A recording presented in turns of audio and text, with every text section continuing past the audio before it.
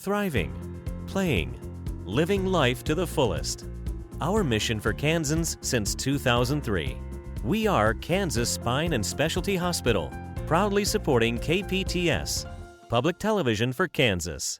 The following program is brought to you by TZ Productions, celebrating KPTS's nearly 50 years of community support in South Central Kansas. Great starts here on KPTS. It is time for another half hour of Hatteberg's People. Coming up, making art out of something that is historic. See how these artists transformed the old Capitol Dome into these amazing, unique keepsakes. Plus, along with the state capitol building, this charming little eatery is another historic Topeka locale. Larry talked to the couple who started it all while they were still running the place. It's a slice of Kansas history. Also, Larry wasn't too keen on these slithering reptiles, but Henry Fitch was.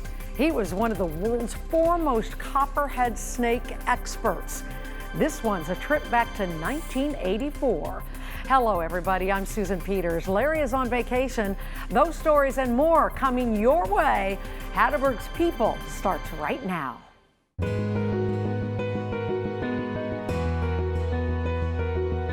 These stories are like old friends. Their lives radiate from the screen like prophets of the past.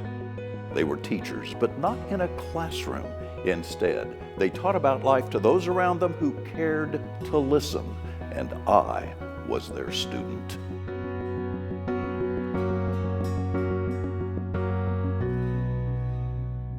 They learned life lessons the hard way and have devoted their lives to sharing those life lessons. Hello, thank you for joining us. Our first story is about a Wichita couple who have walked the dangerous walk of crime and drugs. And now they are talking the talk in hopes of preventing other young Kansans from going down that same dangerous road. I was sitting in Sedgwick County Jail, and about 3, 4 in the morning, the same way I'm talking to you, God was speaking to me, and he said, I have a job for you. I didn't know what the job was going to be. And I got to a place, to be honest, it was the Sedgwick County Jail. And in that place, I was able to renew my relationship with God.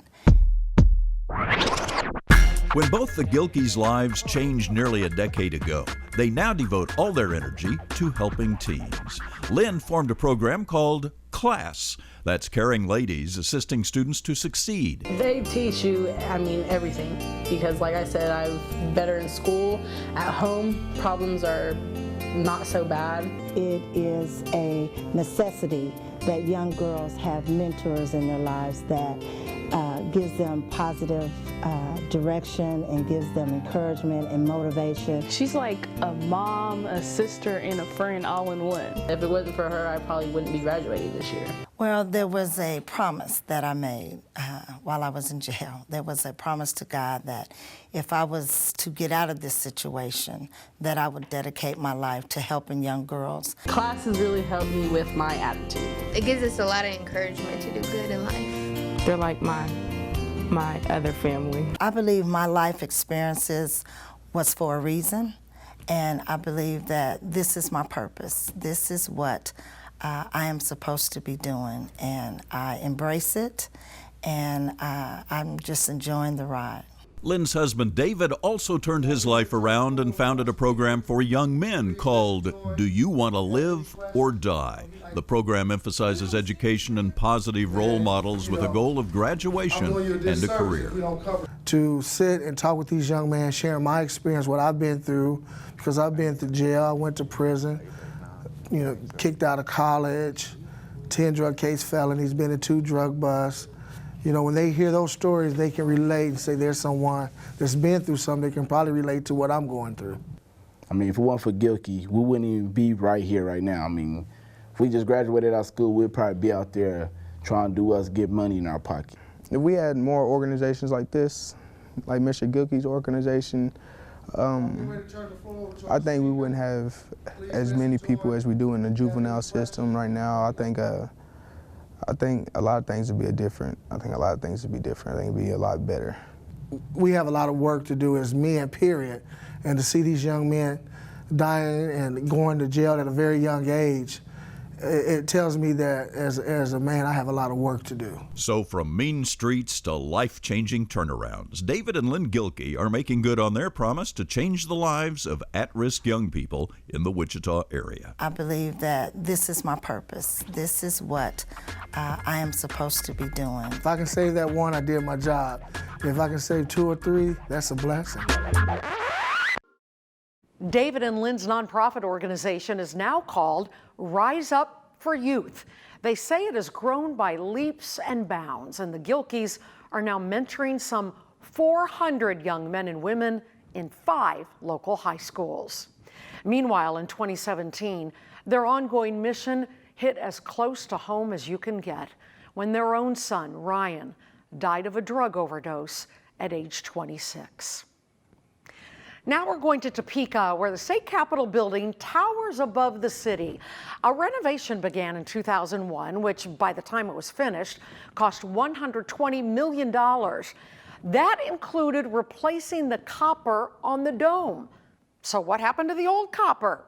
Larry shows us this story from 2012.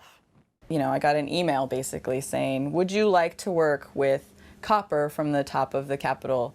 100-year-old copper, beautiful green copper, and I just got chills. Bailey Marable of Topeka is just one of a select group of artists who were chosen to create artwork, mostly jewelry, from copper that once graced the dome of the Kansas State House. I can't imagine anything being as important to me as this project is. Bailey is friends with 2 other artists from the Topeka area, Kristen Haug and Britta McKee. Now, all 3 were chosen to participate in the project. I'm very fortunate and lucky, and it's an amazing opportunity. I don't think I'll ever be able to do something like this again. To be able to say I have used this copper from the Capitol, the state that I live in, it's an amazing feeling to have. It's really cool to be able to repurpose what would otherwise just be scrapped, and I thought that was a great idea to have a piece of history that people could purchase once they'd taken a tour through the Capitol to help remind them of their experiences. This copper stood on the dome of the Kansas State House before it was reconstructed in the last decade. Now, this copper endured the Dust Bowl, the legendary Kansas hailstorms, and was even hit by a tornado in the 60s. Now, over the last few years, as workers redid the dome, the plates of copper were removed. I had no idea what I was going to be handed. Now, pieces of that dome are becoming works of art. A total of 5 artists, including these 3, were selected by the Kansas State Historical Society to work with this 100-year-old copper. They're doing it as a fundraising effort for the society. The money will go towards educational programs. The best part is when you come up with a final piece and someone's wearing it, they know it's historical. The popularity has just been more than I ever expected. But those first times that you cut into it, yeah, it's a little intimidating for sure. Today, the Kansas State House boasts a new copper dome, and it will be decades, perhaps even another century, before future artists get a crack at any new dome artistry. Fun and exciting, and always a little bit intimidating as well. But for these Kansas artists, remnants of the old copper dome are fulfilling a creative desire and a thirst for Kansans who simply want to wear a piece of Kansas history. Now, several years later, the artists are still making the jewelry. They haven't run out of the copper yet, and they say it's been very popular. You can buy that copper jewelry at the State Capitol Souvenir Shop and the gift store at the Kansas History Museum. And while you're in Topeka, you can visit the State Capitol and then chow down at Perubsky's. That's what Larry did back in 1992, when the founder was still alive and manning the grill. As you'll see here, the place is nothing fancy, but it is full of history and character and is a Kansas institution. 1 turkey on wheat. What's it gonna be, girls? Nothing on it, right? Do you like them things? I don't know, I've never tried them. Who had the corned beef? Welcome to a family. 4 chilies. It's a combination neighborhood grocery, tavern, and a place where you can get what some say is the best chili and cold cuts in the area. Who had the corned beef? Yeah. I've been doing it 45 years now, and well, in 10 months, so I don't get tired of it. That's Charlie Perupski over there, and he's been serving you chili since the 40s. Right. This looks great. From the outside, newcomers might wonder what all the fuss is. Well, I can tell you, it just feels comfortable. It's like a family operation, and they treat you like one of the family. That's Charlie Jr. over there with the cold cuts, and behind him, bubbling and popping, is the chili, the famous chili. I wonder how many bowls he's served. Oh, I don't have any idea. A week ago Thursday, when it rained and cold, we went through 50, 55, 58 gallons of chili in 3 hours. That's a lot of chili. Blue collar to white collar, from dresses to overalls. The chili calls them all. 508. In the store part of the operation is Charlie's wife, Lydia. It's like home atmosphere out there. You know, everybody's buddies. That's my great-grandbaby. That's my first great-grandbaby. Who also taste tests the family's chili. Can you wave hi?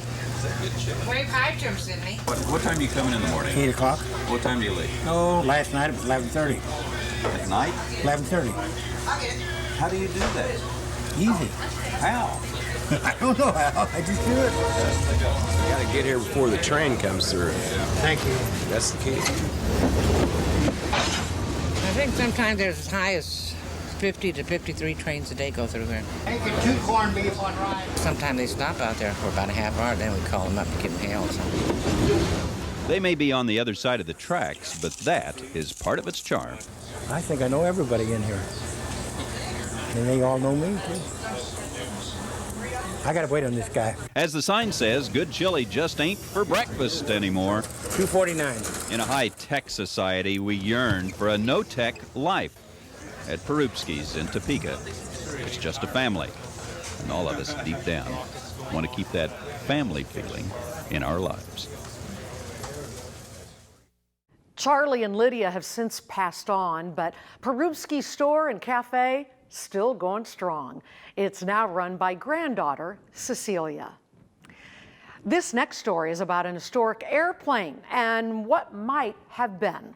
It was the first Air Force One, the presidential plane of Kansas native Dwight Eisenhower. In a state of disrepair and looking for a new home, the obvious answer was bring it to Kansas. But as Larry discovered in 2013, it just wasn't that simple.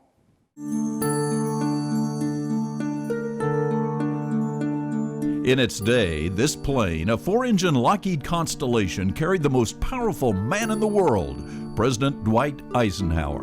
Now, it sits in the desert on a small airfield north of Tucson. It's kind of a tragedy. Nobody seems to care. The airplane does have a few friends, but right now its daily visitor is the sun and the heat. And both of those things are taking a heavy toll on this historic aircraft. When Ike was elected, the Columbine aircraft became famous. Eisenhower's wife named it after the Colorado state flower. There are 2 other Columbine aircraft. Number 1 and number 3 are in museums, but this one, Columbine 2, is the plane Ike used the first year of his presidency, and photographic proof is abundant. This was the very first airplane that coined the term Air Force One. But years later, after it served the president, it was lost to history. It was found when the Smithsonian traced it. Owned by 2 men from Arizona, it was in bad shape. Now, they were planning to use it as an aerial sprayer, but once they became aware of its history, it was restored. After the short hop from Davis-Monthan Air Force Base to Ryan Field, Columbine's crew executed a textbook landing. In 1990, Columbine 2 was flown to Abilene, Kansas to celebrate Ike's centennial. But interest in that plane waned. In 2005, it was flown to Marana Regional Airport north of Tucson and hasn't moved since. So here it sits, in the desert. But 2 people who love the old plane are Timothy Coons, its caretaker, and pilot Al Malacha. Now, he was the last person to fly it. it breaks everybody's heart to see this airplane just sitting here and getting in worse condition every day. Both Coons and Malacha want the plane to find a home. And here we got enough stuff to keep this. If somebody was to get this airplane, we have the know-how and enough spares to keep this running for another 20 years. We could do it. This is like where the press would sit. This area right here is where Ike sat with his mahogany desk, or the president's. Right here, phone ready, press to call, radio operator, so he could make and call. At the time, this was state-of-the-art avionics. He could call anywhere he wanted. A comparison now between Ike's years and what the interior looks like today. This airplane needs to fly. I just went down the forward baggage to close the door. It's just it's in a neglected state right now. And this eyebrow panel right here was all black when we flew it back in 2005. I remember we were putting our hands up there. Look at it now. It's dry rotted. I flew 4 different constellations. This was the best flying airplane. So, with our Kansas ties to Eisenhower, could the presidential plane currently dying in the desert be brought to Kansas? One place it could go, Wichita's Aviation Museum. But they simply say, we're not in a position to participate at this time. So, how about the city of Wichita? The new air terminal under construction, and there's always a possibility it could be renamed to the Dwight D. Eisenhower International Airport. This plane needs to come back to President Eisenhower's home, and that's the state of Kansas. The mayor does support it, but money is the problem. Who would pay for it? Another place to put the airplane would be right here in Abilene, Kansas, at the Eisenhower Presidential Museum and Library. Who would be paying for the plane? Who would be paying for the restoration of the plane? Where would the plane be housed on the grounds? So with all of those things, I mean, it would be a wonderful thing to happen, but we would really just have to find the right person to help us do that. In polite language again, it's all about the money. Time is not this plane's friend. Until a monetary angel comes forward, the Columbine II presidential aircraft has no future, despite its historic presidential past. Nobody cares, at least in this country. The owner of an East Coast aviation company ended up buying the plane. He flew it to Virginia in 2016, and restoration is expected to take several years. We'll keep you updated. From things that fly to things that slither along the ground, by the way, Henry Fitch never met a snake he didn't like. In fact, these often maligned creatures were his life's work. Here's the handsome and dashing Larry Hatteberg with this story from 1984. Yeah, you know, that's what I don't like about snakes. You're trying to have a peaceful walk in the forest, and what happens? Some snake slithers up to you and scares you to death. Well, fortunately for us, there are some people who enjoy studying snakes. One such man lives in Lawrence, Kansas. You may be out in the woods, but you're also in Henry Fitch's laboratory. Henry is a KU Professor Emeritus of Ecology, but folks around Lawrence know him as the Snake Man. This is a good place for them at this time of year. These wire cages are snake traps, and when the seasons permit, Fitch's traps hold everything from blue racers to copperheads. Today, one trap is full. This is a copperhead. It certainly is. Watch closely as the snake attempts to strike Fitch as he opens the trap. Now that scares me, but not Henry Fitch. For the past 35 years, Fitch has weighed, sexed, measured, and clipped the scales of thousands of snakes in northeast Kansas. He is considered one of this nation's foremost authorities on reptiles. He must be. It is nothing for him to hold a deadly copperhead with one hand and write notes about it with the other. Me? I have a hard time being on the same planet as a poisonous snake. Yeah. I'm looking now for accessory fangs to see if he's shedding them, but no, there's only one on each side. The fangs are very movable. When he's not peering down a snake's throat, he's living quietly in this house with his wife on the KU Natural History Reservation in the Kaw Valley near Lawrence. He is the curator of this wildlife area where the environment has been left undisturbed and the animals are left alone except for study purposes.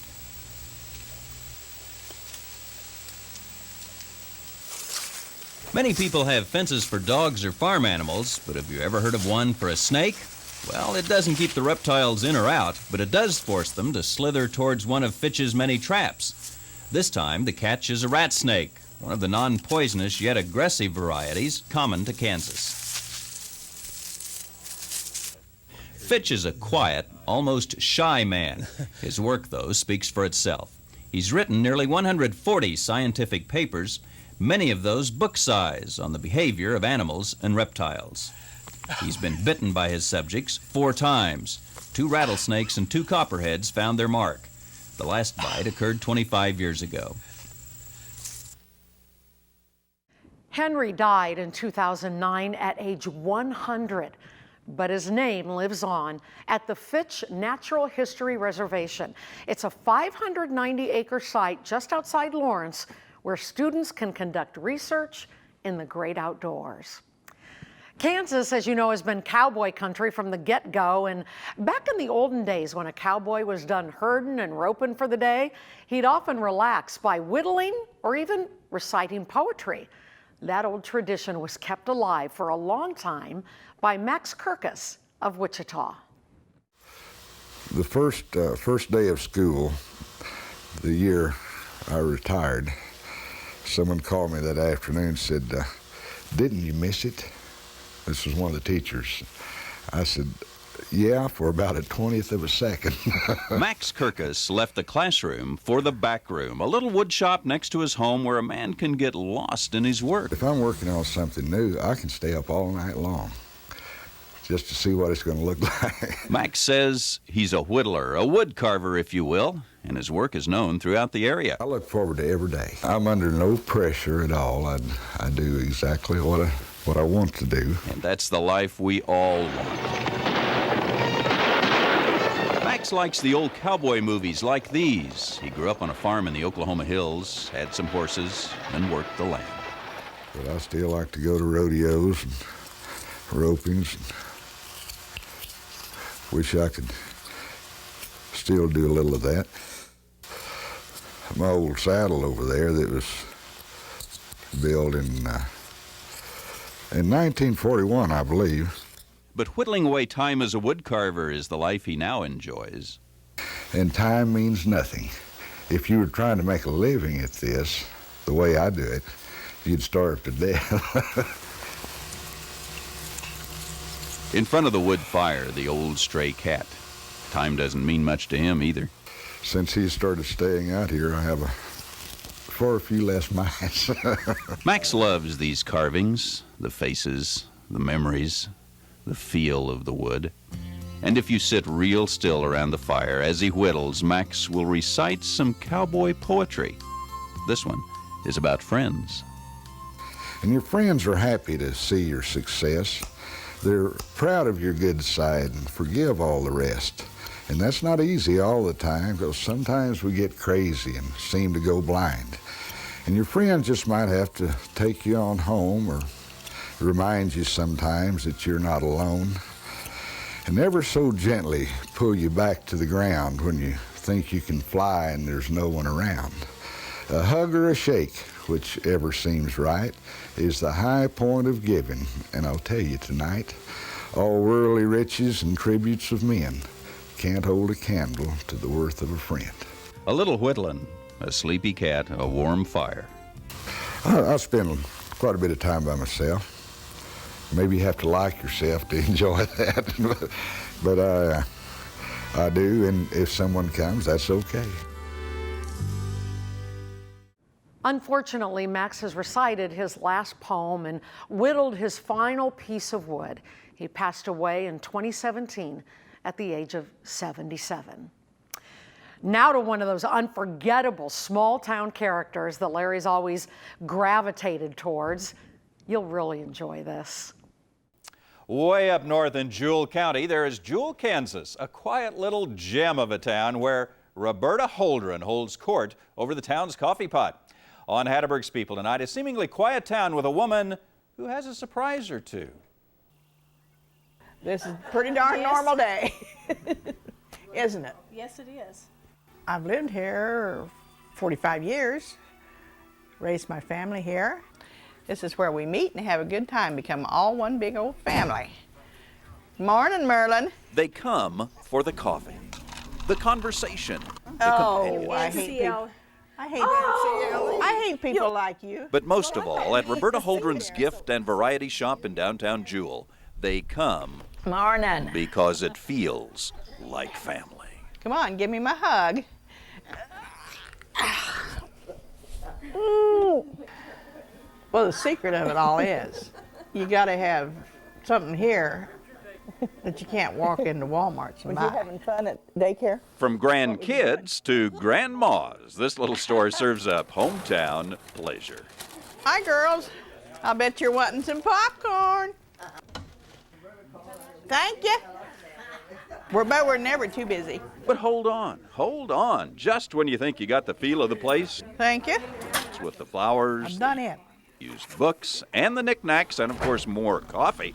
All of a sudden, proud of her town, Roberta takes off. Now, I have a story I would like to tell. It's about our county, spelled Jewell. Now, we're a county 30 miles square. Out here, you can breathe good, clean, fresh air. Now, we don't have Walmart and those other big stores, but our little ones can meet your need and much more. Now, we raise corn, milo, sunflowers and wheat, horses, cows, pigs and sheep. Now, for the best living in the USA, just come to Jewell County and you'll want to stay. Small town surprises Okay, give me a kiss. are sometimes the best. Well, the coffee crowd thins out. The morning slows down. My poor old coffee cup, it's about had it. Now it's time to relax. My daughter made me that for my 60th birthday. That's what life's all about. It's fun. I'm done working now, so it's just fun from here on out. Bye-bye. A lot of joyous memories there, but nothing lasts forever. Roberta sold the store several years ago, and it has since gone out of business. In fact, the building has been torn down. But Roberta, she's still alive and kicking. She now lives in a retirement community in Beloit, keeping folks entertained there. Well, that's another great collection of Hatteberg classics in the books for another week. We are so glad you took the time to watch. If you have a question or comment, please just shoot it off to Hatteberg's people at kpts.org. We love hearing from you. I'm Susan Peters. Larry should be back next time. Until then, take it easy, play it safe, be careful, have a great one. See you later.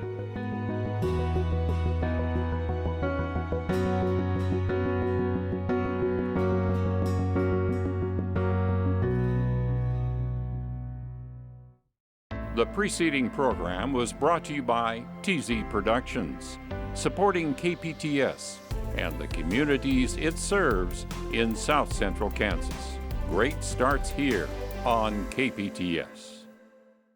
Support also comes from viewers like you. Thank you. For a free copy of this program, become a new member of KPTS for a $40 contribution. If you are already a member, just send $25 for shipping and handling. Be sure to include the program's name, date, and time.